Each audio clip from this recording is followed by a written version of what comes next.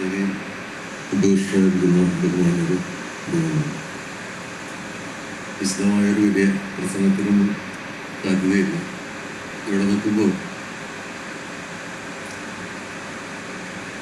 ജോൺട്രോളാണ് ഓർമ്മ വരുന്നത്. എന്നെ ഈ ചവറ കൾച്ചറൽ സെൻറ്ററുമായിട്ട് ബന്ധപ്പെടുത്തുന്നത് അദ്ദേഹമായിരുന്നു. ജോൺട്രോളാണെങ്കിൽ റോബി അച്ഛനും സാനുഭാഷയും ഒക്കെ അടങ്ങുന്ന ആ ഒരു കാലം ഓർമ്മയുണ്ട്. ഇന്ന് ഈ ഓഡിറ്റോറിയത്തിൽ വരുമ്പോൾ വലിയ സന്തോഷമുണ്ടായിരുന്നു. സ്വപ്നമായിട്ട് പറഞ്ഞിരുന്ന കാര്യമാണ് പോലൊരു ഓഡിറ്റോറിയം, കൾച്ചറൽ ഇവൻസ് ഒക്കെ നടക്കുന്ന ഒരു സ്ഥലം എന്നുള്ളത് അന്നത്തെ പ്ലാനിങ് ഘട്ടത്തിൽ ഞാൻ കേട്ടിട്ടുള്ളതാണ്. ഇന്നിപ്പോൾ അത് സത്യമായിരിക്കുകയാണ്. ഫാദർ ആബേലിൻ്റെ നവോദയത്തിലുള്ള ഫിലിം ഫെസ്റ്റിവലിൻ്റെ ലോഗോ പ്രകാശനമാണ് ഇപ്പോൾ പഠിക്കുന്നത്. ഫെസ്റ്റിവലിന് ഞാൻ എന്തായാലും വരും. ഏറ്റവും നല്ല സിനിമകളിവിടെ പ്രദർശിക്കപ്പെടുമെന്ന് എനിക്ക് ഉറപ്പുണ്ട്. ഫാദർ അനിൽ, എനിക്ക് ഒരു ചെറിയ ഇവിടെ ഇങ്ങനൊരു അവസരം കിട്ടാനുള്ള കാരണം അനിൽ എൻ്റെ ശിഷ്യനാണ്. എൻ്റെ കൂടെ വെളിപാടിൻ്റെ പുസ്തകം എന്ന് പറയുന്ന സിനിമയിലെ അസിസ്റ്റൻ്റ് ഡയറക്ടറായിട്ട് വർക്ക് ചെയ്തിട്ടുണ്ട്. അപ്പം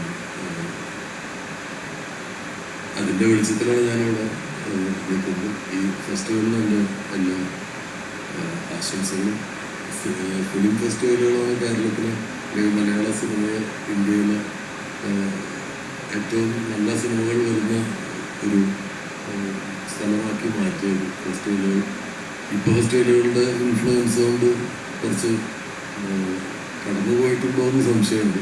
പക്ഷെ ഞങ്ങൾ തമിഴ് സിനിമയിലെ സംവിധായകരൊക്കെ ആയിട്ട് കണ്ടുകൊണ്ടിരുന്ന സമയത്ത് നമ്മൾ സംസാരിക്കും, എന്താണ് ഫേസ് ചെയ്യുന്ന ഇപ്പോൾ ഫേസ് ചെയ്യുന്ന പ്രശ്നം എന്താണെന്ന് പരസ്പരം ചോദിക്കും. അപ്പോൾ ഞാൻ ആ തമിഴ് ഡയറക്ടേഴ്സിനോട് മുമ്പ് പറയാറുള്ളത്, നിങ്ങൾ സിനിമ ചെയ്യുന്നത് ഒരു തമിഴൻ സിനിമ കാണാൻ തിയേറ്ററിൽ വന്നിരിക്കുമ്പോൾ അവൻ പറയുന്നത്, ഞാൻ 100 രൂപ കൊടുത്തിരുന്നു, എന്നെ എൻ്റർടൈൻ പണതാണ്, ഞാൻ റെഡിയായിരിക്കും, അങ്ങനെയാണ് എന്നെ എൻ്റർടൈൻ ചെയ്യും, ഞാൻ 100 രൂപ എന്ന് വന്നിരിക്കും, എന്നെ എൻ്റർടൈൻ ചെയ്യുമെന്നാണ്. മലയാളി പ്രേക്ഷകൻ വരുമ്പോൾ ഞാൻ 100 രൂപ തന്നൊക്കെ ടിക്കറ്റ് എടുത്തിരിക്കുന്നു, നീ എന്നെ എൻ്റർടൈൻ ചെയ്തുകൊണ്ടിരിക്കുന്നതാണ് ഈ ആറ്റിറ്റ്യൂഡിലാണ്. അപ്പോൾ അങ്ങനെയുള്ള ആളുകൾക്കാണ് നമ്മൾ ഇപ്പോഴത്തെ പ്രശ്നം എന്ന് പറഞ്ഞു കഴിഞ്ഞാൽ പ്രേക്ഷകർ എന്ന് പറയുന്നത് മുഴുവൻ സംവിധായകരാണ്. ഇപ്പോൾ മലയാളത്തിൽ മാത്രം നമ്മൾ സിനിമ ചെയ്യുന്നത് ലക്ഷക്കണക്കിന് സംവിധായകരുടെ മുമ്പിലാണ് നമ്മൾ സിനിമ അവതരിപ്പിക്കുന്നത്. എല്ലാവരും ഫെസ്റ്റിവലുകളിലൂടെയും വിദേശ സിനിമകളൊക്കെ കണ്ടിട്ട് സിനിമയുടെ എല്ലാ വശങ്ങളെക്കുറിച്ചും നല്ല ധാരണയുള്ള ആളുകളാണ്. കോളേജിലും സ്കൂളിലൊക്കെ ബേസിക്കായിട്ട് സിനിമയുടെ പല വശങ്ങളും പഠിപ്പിക്കുന്നുണ്ട്. അപ്പോൾ പഴയ സൂത്രപ്പണികളൊന്നും നടക്കില്ല. അതുകൊണ്ടാണ് ഞങ്ങളെപ്പോലുള്ള കുറച്ച് സീനിയേഴ്സായിട്ടുള്ള ആളുകളൊക്കെ ഒത്തിരി പരിങ്ങലിൽ ആളുകളായിരുന്നു. എല്ലാവർക്കും എല്ലാം അറിയാം. അപ്പം കുറച്ചൊക്കെ സംഭവിക്കുന്നത് നിഷ്കളങ്കമായിട്ടുള്ള ആസ്വാദനത്തിന് കുറവ് പറ്റിയിട്ടുണ്ട് എന്നൊരു സംശയമുണ്ട്. കുറേ കാര്യങ്ങൾ അറിയാതിരിക്കുന്നതാണ് നല്ലതെന്ന് ചിലപ്പോൾ തോന്നും. ഇതിൻ്റെ ഒരു ഭംഗി പലപ്പോഴും നമ്മൾ നിഷ്കളങ്കമായിട്ട് അന്തമത്തിരുന്ന് ഇത് കാണുമ്പോൾ കിട്ടുന്ന ഒരു സന്തോഷം ഇതിൻ്റെ എല്ലാ വശങ്ങളും അറിഞ്ഞു കഴിയുമ്പോൾ കിട്ടുമെന്ന് ചിലപ്പോൾ സംശയം തോന്നും. അപ്പോൾ ഇതിൻ്റെ ഒരു എന്താ പറയുക, ഒരു റൊമാൻസിങ് സിനിമകൾ കാണുമ്പോൾ ഉണ്ടാവേണ്ട ഒരു റൊമാൻസ് ഉണ്ട്. അത് കുറച്ചൊക്കെ പോയോ, ഇതിൻ്റെ സാങ്കേതിക കാര്യങ്ങളെക്കുറിച്ചുള്ള അമിതമായ അറിവ് കുറച്ച് കളഞ്ഞുണ്ടോ എന്ന് സംശയമുണ്ട്. കാരണം ചില നിരൂപണങ്ങൾ കാണുമ്പോൾ നമ്മൾ ഈ സ്കൂൾ ലെവലിലുള്ള കുട്ടികളൊക്കെ ഒരു സിനിമ കണ്ടിട്ട് പറയുന്ന അഭിപ്രായം കേൾക്കുമ്പോൾ ചിലപ്പോൾ നമ്മൾ ഞെട്ടിപ്പോകും. ആ സിനിമയുടെ എഡിറ്റിങ്ങിൽ ചെറിയ പാഴ്ച വന്നു എന്നൊക്കെ പശ്ചാത്തല സംഗീതത്തിൽ ചില സ്ഥലത്ത് പാഴ്ചകൾ വന്നെന്നൊക്കെ പറയുമ്പോൾ ഞാൻ 27 സിനിമകൾ സംവിധാനം ചെയ്തിട്ടുണ്ട്. ഒരു 56ഓളം സിനിമകളിൽ അസിസ്റ്റൻ്റായിട്ടും അസോസിയേറ്റായിട്ടും വർക്ക് ചെയ്തിട്ടുണ്ട്. ഒരു സിനിമ ആദ്യമായിട്ട് കാണുമ്പോൾ എനിക്ക് ഇപ്പോഴും അതിൽ എഡിറ്റിങ്ങിൽ പാളിച്ച വന്നതൊന്നും മനസ്സിലാവില്ല. നമ്മൾ സിനിമ കാണുമ്പോൾ എന്താണ് അതിൻ്റെ വിഷയം, അതെങ്ങനെയാണ് പ്രസൻറ്റ് ചെയ്തിരിക്കുന്നത്, അതെങ്ങനെയാണ് എന്നെ എഫക്റ്റ് ചെയ്യുന്നത്, അങ്ങനെയാണ് ആസ്വദിക്കുന്നത്. അപ്പോൾ ആസ്വാദനത്തിൻ്റെ ലെവലൊക്കെ മാറി ആളുകൾക്കെല്ലാം സിനിമ അറിയാം. ഫെസ്റ്റിവലുകൾ ലോകത്തെമ്പാടും സിനിമയിലുണ്ടാകുന്ന മാറ്റങ്ങൾ നമ്മളിലേക്ക് എത്തിക്കുന്നുണ്ട്.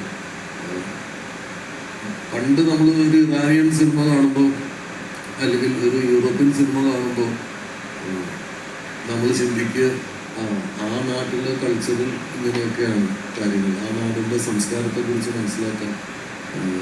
ഏത് രാജ്യത്തു നിന്നാണോ ഒരു സിനിമ വരുന്നത്, ആ സിനിമ ആ രാജ്യത്തിൻ്റെ സംസ്കാരത്തിനെ, അവിടുത്തെ മനുഷ്യരുടെ ജീവിതങ്ങളെയും അവിടുത്തെ മനുഷ്യരെയും നമ്മുടെ മുമ്പിൽ പ്രസന്റ് ചെയ്യുന്നത്. പക്ഷെ നമ്മളത് ആ നാടിൻ്റെ സംസ്കാരമാണെന്ന് മനസ്സിലാക്കിയിട്ടാണ് കാണുന്നത്. പക്ഷെ ഇപ്പോൾ എന്താ പറയണ്ട, ലോകം മുഴുവൻ ഒന്നായി കഴിഞ്ഞിട്ടുള്ള ഒരു കമ്മ്യൂണിക്കേഷൻ കൊണ്ട് ഒന്നായി കഴിഞ്ഞിട്ടുള്ള ഒരു കാലത്ത് ആ കൾച്ചറടക്കം അഡോപ്റ്റ് ചെയ്യുന്ന രീതിയിലേക്ക് നമുക്ക് മാറ്റം വന്നിട്ടുണ്ട്, നമ്മുടെ സമൂഹത്തിന് മാറ്റം വന്നിട്ടുണ്ട്. ഇപ്പോൾ കൊറിയൻ സിനിമകളുടെ ഒരു ഭയങ്കര ഇൻഫ്ലുവൻസ്, സിനിമയ്ക്ക് ഇൻഫ്ലുവൻസ് ചെയ്യാൻ പറ്റുന്നുള്ളത് സത്യമാണെന്ന് തോന്നുന്നു. മലയാള സിനിമയിൽ ഈ അടുത്ത കാലത്ത് ഉണ്ടായിട്ടുള്ള വയലൻസ് മുമ്പും മലയാള സിനിമയിലൊക്കെ ഉണ്ടായിട്ടുണ്ട്. പക്ഷെ അതിനൊരു എന്താ പറയുക, ഒരു മിതത്വം ഉണ്ടായിരുന്നു. അത് മാറിപ്പോകുന്നത് ഈ കൊറിയൻ സിനിമകളുടെ ഒക്കെ ഒരു ഇൻഫ്ലുവൻസ് ആണ്. കൊറിയൻ സിനിമ അവരുടെ കൾച്ചറിൽ ചിലപ്പോൾ അത് ഉണ്ടായിരിക്കാം, ആ വയലൻസ് ഉണ്ടായിരിക്കും. പക്ഷെ അത് നമ്മൾ അഡോപ്റ്റ് ചെയ്യാൻ തുടങ്ങി. അപ്പോൾ ഫെസ്റ്റിവലുകളിൽ സിനിമകൾ സെലക്ട് ചെയ്യുമ്പോൾ പോലും ഇനി ശ്രദ്ധിക്കേണ്ട ഒരു സമയമാണ്. ഇത് കാണുന്ന ആളുകളെ ഇത് സ്വാധീനിക്കുമെന്നുള്ള ബോധ്യത്തോടു കൂടിയിട്ട് സിനിമകൾ സെലക്ട് ചെയ്യണം. അങ്ങനെ ഫെസ്റ്റിവൽ നടത്തുന്ന ആളുകളുടെ ഉത്തരവാദിത്വം കൂടിയ ഒരു സമയമാണ്. കാബൂൾ ഫിലിം ഫെസ്റ്റിവൽ വലിയ വിജയമാവട്ടെ. കാണുന്ന ആളുകളുടെ മനസ്സുകളെയും കൂടി